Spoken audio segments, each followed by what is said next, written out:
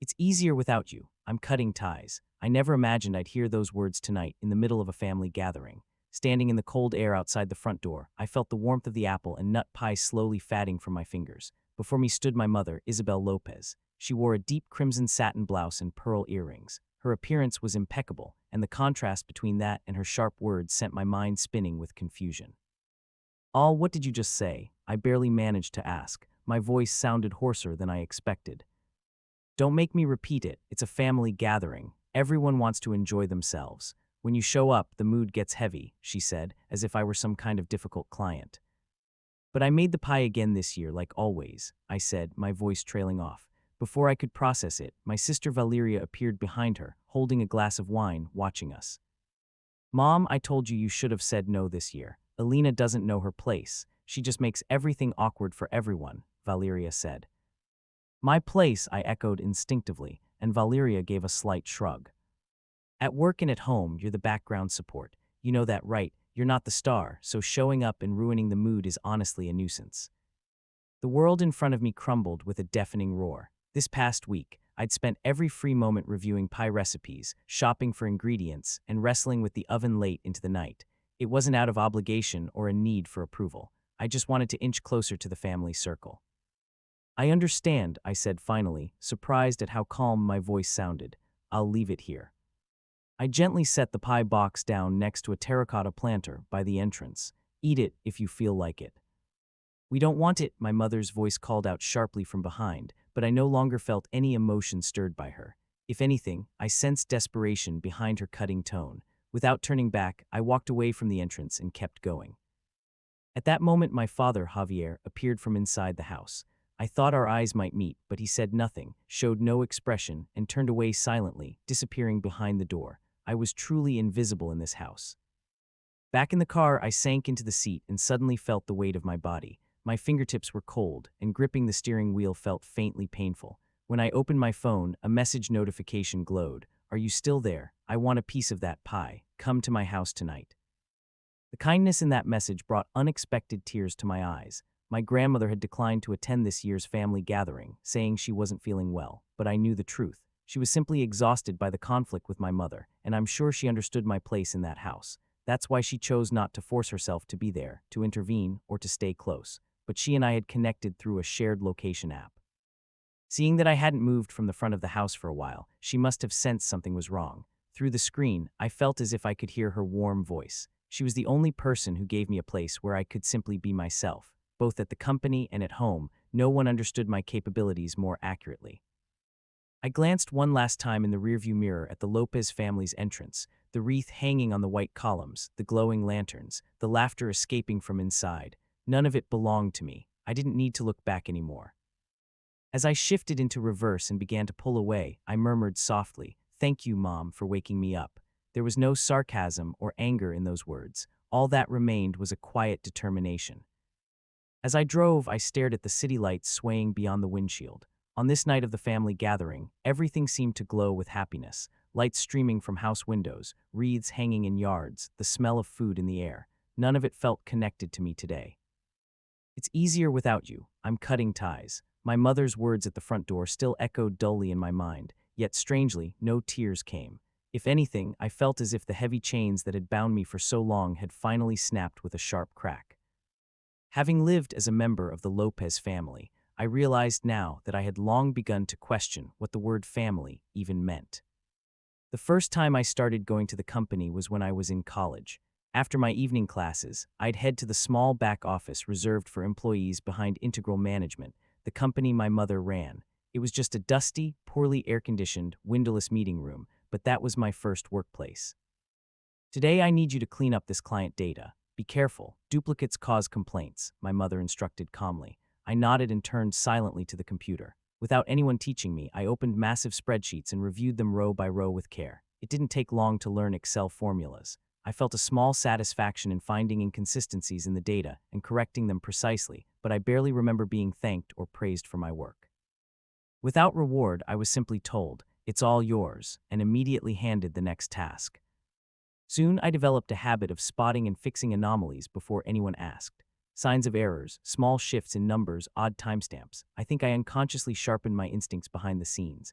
By my sophomore year, I was managing the monthly payroll, and by my junior year, I was involved in designing system testing protocols.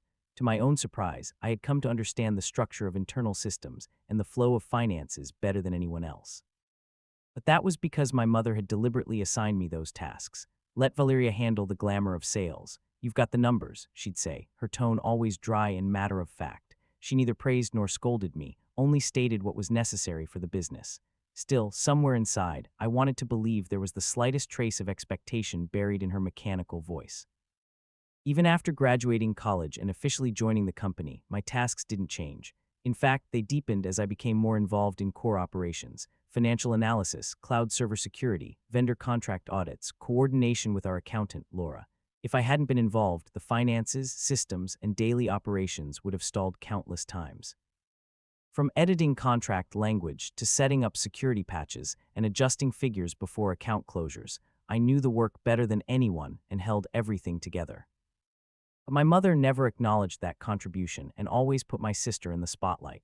Valeria was presented as the future successor, spoke in meetings as if it were natural, and participated in major decisions. Meanwhile, I was invisible even in meetings, not given a single chance to speak, a silent, convenient presence that simply followed orders. That's how they treated me, as if my non-existence had been assumed from the start. People best suited to working behind the scenes shouldn't stand out too much, was one of my mother's favorite sayings. I never rejected it because I had no reason to. I genuinely cared about my mother's company. That's why I wanted to believe that was my place. Even if I wasn't praised or recognized, I convinced myself that functioning properly made sense. The only person who ever said they truly saw me was my grandmother, Teresa. Elena, you're the backbone of this company. It's not about glamour. No building can stand without its spine, she'd say. Even after retiring from the company, she'd occasionally visit the department where I worked, silently watching me as my hands moved busily. She always brought the same kind of coffee with a familiar aroma. Through the lid of that paper cup, that small moment of relief softened my heart in ways I could never express in words. Her words conveyed trust, not control or command. Her gaze acknowledged not my performance or numbers, but my very existence. As long as you're here, everything will be fine, she'd say with a smile, making me feel as if she'd confirmed my place. For someone like me, overwhelmed by tasks and without time or space to raise my voice, her presence was like a lighthouse, a quiet, unwavering light that never faded, even on stormy days. Before I completely broke down, there was someone who reached out to me without a word, someone who saw me not as a convenient family member, but as an adult woman. That truth alone was my greatest salvation. I'd devoted over a decade to the company, but when I finally paused, I realized something. No one had ever asked me what I wanted. Elena, can you handle this? Sorry, but you're the only one who understands this. It's behind-the-scenes stuff anyway, right? Those countless words piled up, painting over my outline until I disappeared. That's why tonight my mother's words, it's easier without you. I'm cutting ties, were a declaration that I didn't exist, but at the same time, they were a declaration of freedom to start anew. I realized I could hear my own voice without the burden of the company, my mother's gaze, or anyone's expectations. Now I'm heading to my grandmother's house, the only person who truly sees me. I haven't fully let go yet. There's still frustration and pain lingering deep inside, but I no longer look back. That night at my grandmother's was quieter and more peaceful than any previous gathering. There were no extravagant dishes or grand toasts, just a small extra pie I'd brought, placed in the center of the table, and a teapot my grandmother had prepared. In front of the lit fireplace, she sat beside me, holding an old knitting project. She didn't ask me anything, didn't rush me, just stayed quietly by my side, and that silence was comforting. When I took my first bite of pie, she began to speak. This is your flavor. No one noticed it in that house, but I always knew.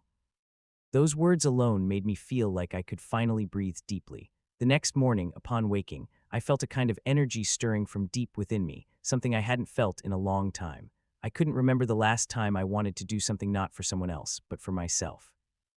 But that peace didn't last long. A few days after returning from my grandmother, I received an email from my mother. The subject line read, "For new project." The attached PDF included a business plan for developing an AI solution and a bank loan agreement for 2.8 million euros. My name was already listed as the guarantor CEO in the contract.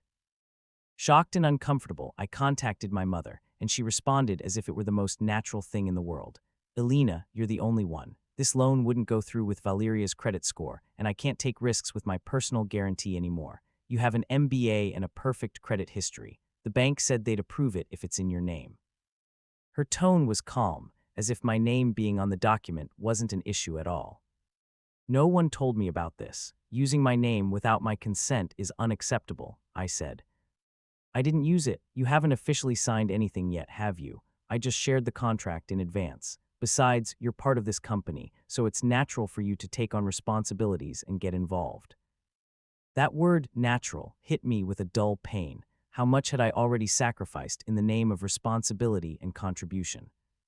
"This whole project is too sudden to start. I haven't even been given a proper explanation," I said. "That can come later. What we need now is your credit to finalize the deal." There was a trace of urgency in her voice. She was probably running out of time, but the way she treated my name as a substitute for collateral filled me with a quiet anger. After hanging up, I sat in my chair, unable to move for a while, but I couldn't act on emotion. I had to stay calm. First, I needed to confirm the facts. With that in mind, I opened the company's usual cloud-based management tools. The first thing that struck me was a strange sense of restricted access. Server sections and project-related folders I'd previously accessed freely were now locked. When I asked the department admin, I was told there had been a system permissions review, but I hadn't received any notification or explanation.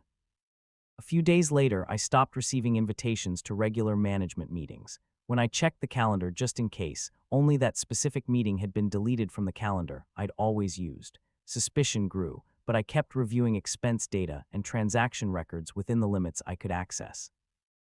Then in a ledger entry, I saw something that made me doubt my own eyes: an improper expense of over €50,000 and records of loan delinquency. Several transactions had been processed as marketing expenses, but the actual content was barely legitimate. Moreover, the payment history for the €2.8 million loan showed overdue entries, with the reason for delays vaguely noted in the remarks section. When I investigated the involved vendors, their names were unfamiliar, and the transaction history was superficial. Just in case, I gathered all relevant documents and saved backups.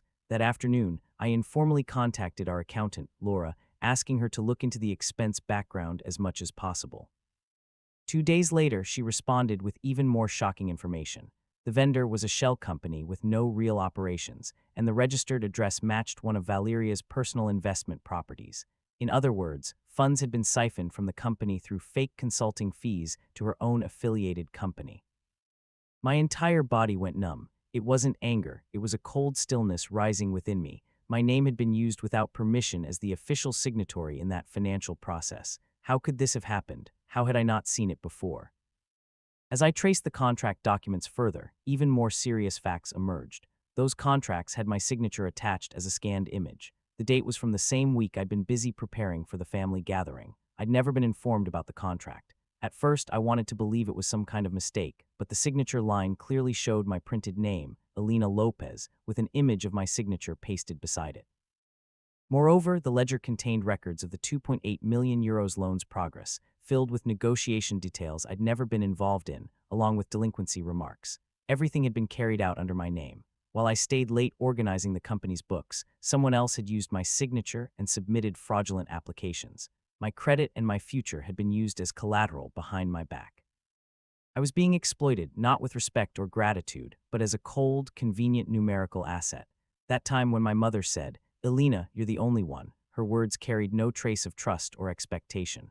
All she did was use my existence as a convenient credit tool to avoid personal liability and protect the family name and the company's brand. What was sacrificed was the integrity I'd built over the years, my options for the future, and above all, my small hope of believing in my family. Without thinking, I called my grandmother. The moment she heard my voice, it was as if she understood everything. My grandmother was once the founder of Integral Management, the chairwoman before my mother took over. She'd seen both the bright and dark sides of management battles and betrayals. Perhaps that's why she immediately sensed the crisis hidden behind the tremor in my voice and spoke with a calm steadiness, without even a moment to gasp. "Stay calm, Elena. This is a situation only those who have noticed it can act on, and you have that strength. Don't panic. If you're going to move, do it calmly and deliberately. First, remove your name from all loan contracts. That's your top priority." Her voice carried a firm weight and an unshakable conviction, something only someone who'd built a company and overcome irreparable crises could possess. With her words gently pushing me forward, I returned to my desk and began securing evidence. First, I moved documents proving the forged signature to a separate folder and backed them up on an external drive. Then I traced all documents signed under my name over the past year, looking for similar patterns. Some contracts clearly didn't match my usual format, wording, phrasing, layout, all signs that someone had tried to mimic my style. I'd never been trusted, I'd only been used. Then I contacted Ana Perez, a lawyer, and began preparing an official notice that the contract documents contained fraudulent elements, that my signature had been used without consent, and that my name must not be used in future loan agreements. Ana responded quickly, calmly, but thoroughly. I also began restricting access to the company's IT systems and arranged for the necessary materials to be delivered to an independent auditor. In my hands, I held the necessary evidence and the track record I'd built. When I informed my grandmother, she smiled slightly and said, "Finally, your life is about to begin." Maybe she was right. I'd always worked in someone else's shadow, chasing numbers to prove my worth, offering unwavering loyalty. But now, for the first time, I was starting to build a future under my own name. That 2.8 million euros loan no longer needed my signature.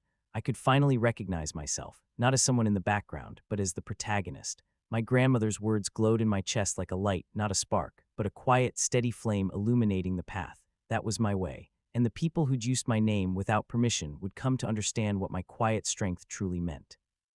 A few days later, I visited the corporate division of our associated bank with all the prepared evidence in hand. Carlos Ruiz, the loan manager in charge, was present at the meeting as I calmly explained the situation. What I presented were several contracts with my unauthorized signature, detailed records of over 50,000 euros in improper expenses, and documents linking a suspicious vendor to potential embezzlement. At first, Carlos seemed skeptical, but as he reviewed the materials, his expression grew serious and he nodded carefully. "This is a serious matter. It affects the loan's credibility. We'll initiate an internal investigation immediately." I nodded silently. This wasn't revenge. It was simply an act to correct the truth. I submitted copies of the required documents and a written statement, informing them that our legal counsel would follow up regarding next steps, including legal action. After finishing everything, I let out a deep breath and walked out of the building.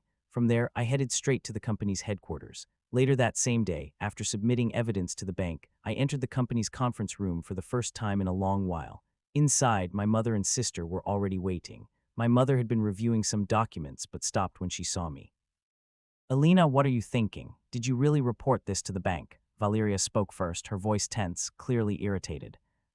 "Why wouldn't I? False statements and forged signatures related to the 2.8 million euros loan, plus opaque fund transfers. I submitted them all as evidence." I pulled the copies from my bag and placed them calmly on the table. "These are copies of the contracts you proceeded with using my name, and here's the agreement with the vendor tied to the 50,000 euros in improper expenses. They all bear my signature, but I never gave consent." My mother didn't move a muscle, but something flickered faintly in her eyes. Why make such a fuss over something so minor? That minor thing could constitute financial fraud. A voice came slowly from the back of the room. Soft but with unmistakable weight, it froze everyone for a moment. When I turned, I saw my grandmother standing in the doorway. She stood upright, dressed impeccably, with a cane in hand. Though her movements showed her age, her mere presence shifted the room's atmosphere. With her cane, she entered the conference room slowly, but with firm steps. The surprising thing was that I hadn't even contacted her, yet she'd come as if she already knew everything that was happening. "Grandma, I told you not to come. You didn't have to," I said. "The moment I heard you were finally standing up for yourself, I couldn't stay silent." She smiled warmly and took the seat directly across from my mother. "Isabel, do you remember what I told you? Never underestimate Alina." My mother spoke without changing her expression. "This is business, Mother. Please don't interfere just because of family ties. This isn't about sentiment. It's about responsibility as a business leader. You used your own daughter as a legal tool and put the company's credibility at risk." Valeria slammed her hand on the table in frustration. "Mom didn't do it. I arranged everything, and Alina, been involved in loan matters plenty of times. This time, we just got a little ahead of the process." "Got ahead?" I looked slowly at Valeria. "You forged my signature, created fake contracts, caused loan delinquencies, and even made unauthorized 50,000 euros expenses, and you call that a little." Just as Valeria was at a loss for words, my mother stepped in. "Alina, I understand what you're trying to say, but everything was done to protect the company. What this company needed right now was someone who could deliver results immediately. Your credit was just a means to that end, so that justifies it. That's how business works. Don't you understand that yet? No, I understand perfectly. I looked directly at my mother. I'm not a tool for this company. I'm not a shadow. I'm not a convenient guarantor. From now on, I'll use my name by my own will. Silence fell over the room. After a moment, my grandmother spoke. Alina, you've said everything that needed to be said, haven't you? I nodded. The rest will proceed through legal channels. You'll receive formal notification from my lawyer. I intend to have my name removed from all loan agreements and hold those responsible for the forged signatures accountable. Of course, this will also be reported to the board of directors. Don't tell me you're recording this conversation. Valeria paled as she raised her voice. No, there's no need. I already have all the evidence I need. I said this and put the documents back in my bag. As I stood, my grandmother rose slowly too. She looked at my mother one last time. Isabel, you may have thought Alina was a useful daughter, but you never saw her as a trusted adult. That was your biggest mistake. My mother didn't respond, only pursed her lips into a thin line and watched us leave. The sound of the conference room door closing was strangely quiet. In the hallway, my grandmother gently took my hand. You did well. Yes, thank you. For the first time, I felt I could say those words from the bottom of my heart. From now on, what kind of place would I build? What kind of life would I live? I didn't know yet, but what I did know for certain was that I would no longer live in someone else's shadow. I would live under my own name, and now I had just taken the first step. 3 months later, I was looking out at the city from the window of my new office in a business district on the outskirts. It was a small space I'd chosen myself, something I never could have imagined when I was buried in Integral Management's ledgers. The business I'd just launched was a consultancy aimed at supporting female entrepreneurs. It's still small in name and achievements, but every face I met, every email I exchanged, none of it was in anyone else's shadow. It was all under my name. It was all work I'd started by my own will. During the launch, my grandmother supported me every step of the way. Don't be afraid of risks. You've already built something, she said. As she predicted, some former clients who trusted me personally reached out, and the first contracts came more easily than I expected. Even as I stayed up late finishing proposals on my own, I felt a quiet satisfaction. The work I'd once done silently for the company's sake was now something I took responsibility for and took pride in as my own freedom. Meanwhile, chaos continued within Integral Management. The loan agreements with the bank were put under review, and the board of directors began questioning the internal misconduct that had taken place. As the external audit progressed and the truth behind the contracts signed under my name came to light, along with the fate of the €50,000 in expenses and the loan irregularities, my mother's and sister's positions began to crumble.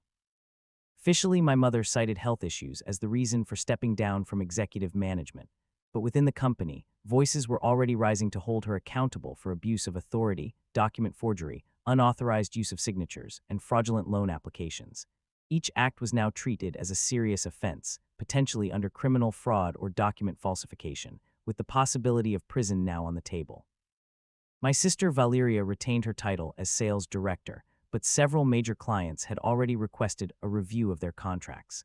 The confident demeanor she once displayed had faded, and she continued to avoid making formal statements about the audits and media coverage. The accountability they've come to face goes far beyond internal disciplinary actions or loss of trust. Criminal charges have become a very real possibility, and that wasn't a result of my actions, but of their own decisions. Then one time, a short message from my mother arrived through my grandmother. I think I'm finally starting to understand how much you've carried all this time. It's taken a while. I hope one day I can say the word thank you and truly mean it.